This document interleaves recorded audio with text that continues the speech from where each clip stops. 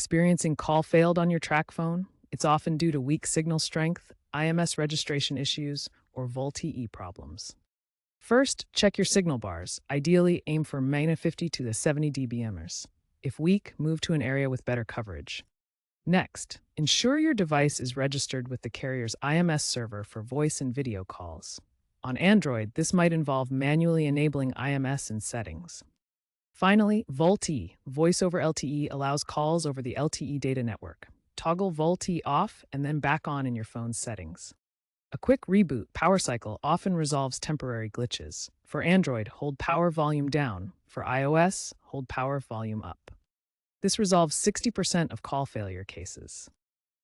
If basic steps fail, your APN settings might be incorrect. Reset them to Tracfone's defaults. Reseat your SIM card by powering off, removing the SIM, and reinserting it. Software conflicts can also trigger issues, so check for carrier updates in Settings, General, About, Carrier on iOS. If the problem persists, it could indicate a network outage.